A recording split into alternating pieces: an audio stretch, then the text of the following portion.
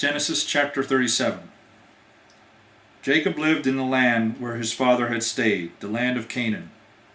This is the account of Jacob. Joseph, a man of 17, was tending the flocks with his brothers, the sons of Bilhah and the sons of Zilpah, his father's wives, and he brought their father a bad report about them. Now Israel loved Joseph more than any of his other sons, because he had been born to him in old age, and he made him a richly ornamented robe for him. When his brothers saw that their father loved him more than any of them, they hated him, and could not speak a kind word to him. Joseph had a dream, and when he told it to his brothers, they hated him all the more. He said to them, "Listen to this dream I had. We were binding sheaves of grain out in the field, when suddenly my sheaf rose and stood upright, while your sheaves gathered around mine and bowed down to it." His brothers said to him, "Do you intend to reign over us? Will you actually rule us?" And they hated him all the more because of his dream and what he had said. Then he had another dream, and he told it to his brothers. "Listen," he said, "I had another dream, and this time the sun and the moon and the 11 stars were bowing down to me." When he had told his father as well as his brothers, his father rebuked him and said, "What is this dream you had? Will your mother and I and your brothers actually come and bow down to you, the ground before you?" His brothers were jealous of him, but his father kept the matter in mind.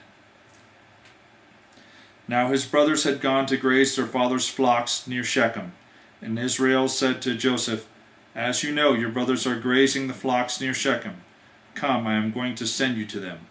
"Very well," he replied. So he said to him, "Go and see if all is well with your brothers and with the flocks, and bring word back to me." Then he sent him off to the valley of Hebron.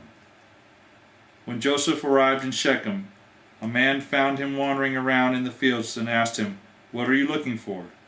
"I am looking for my brothers. Can you tell me where they are grazing their flocks?" "They have moved on from here," the man answered. "I hear them say, 'Let's go to Dathan.'"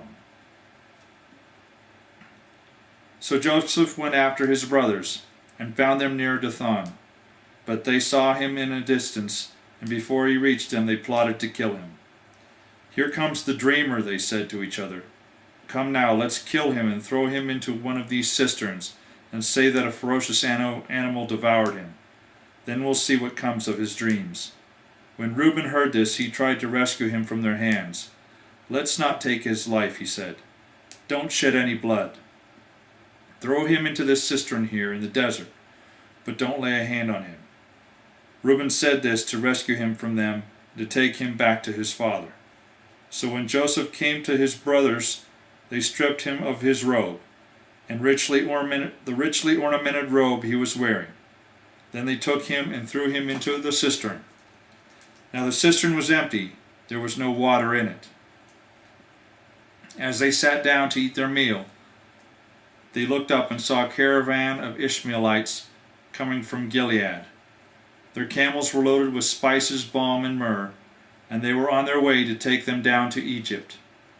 Judah said to his brothers, "What will we gain if we kill our brother and cover up his blood? Come, let's sell him to the Ishmaelites and not lay our hands on him. After all, he is our brother, our own flesh and blood."